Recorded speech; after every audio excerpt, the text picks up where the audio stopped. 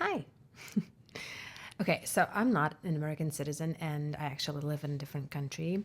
So this whole presidential election battle is not really my battle. But after hearing this today, just just take a listen with me.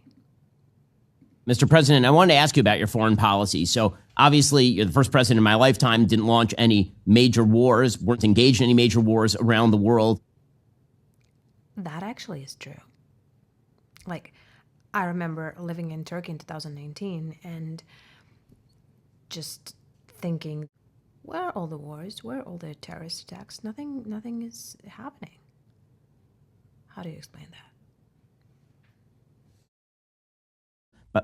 During your entire term. But legacy media have, of course, suggested that you're a tool of the Russians. Kamala said yesterday that Vladimir Putin would have taken Kyiv if you were president. And then some people, even on our side, seem to suggest that you're some sort of total isolationist, want to slash the military. You and Senator Vance have said that your foreign policy is peace through strength. Can you describe what your second term foreign policy will look like? Yeah, number one, he wouldn't have taken Kyiv because you wouldn't have had a war, and you would have had the country. Well, we don't know that, but just the way it is. I watched her interview, and it was a terrible interview, and just a terrible, terrible interview. I did not watch the interview, to be fair. That this person can be leading. She's a very low intelligence person, and that she could be leading this country. It's just ridiculous. She's never going to lead the country. Now, other people around her, and they're very bad people, and they're not of our persuasion. They're fascists and Marxists and lots of other things. I can say communists because a lot of people don't understand a Marxist. You know, her father's a Marxist, and this is... It's actually interesting that the both sides call each other fascists, it seems.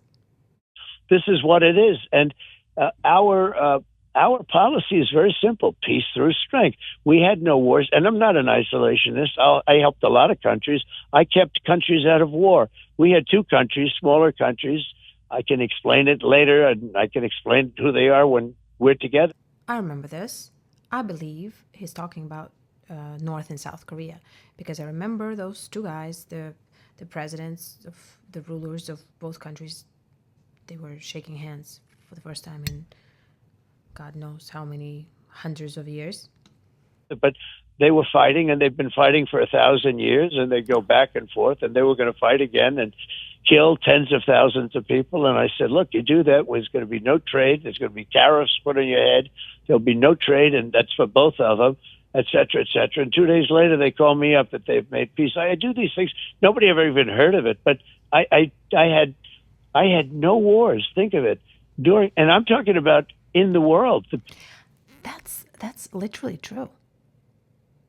When he was president, there were no wars. And it's like, he's not making it up. You can actually fact check it. Well, the world was at peace. I did the Abraham Accords, which should have been filled in. I would have had every one of the slots filled in. Biden got none. We had the 4 countries and 4 very good ones and 4 tough ones.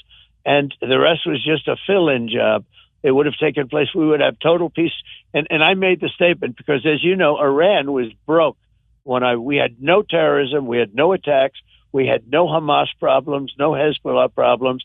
We had nothing because Iran didn't have the money to give to them, because I put sanctions on and I dealt directly. China, I said, if you want to buy oil from Iran, that's fine. You can go do it. But if you do that, you're not doing any business with the U.S.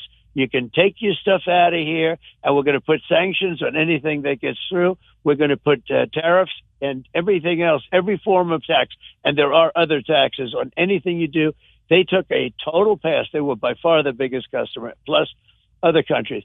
Okay, so what do you guys think? Peace through strength. If he does become president,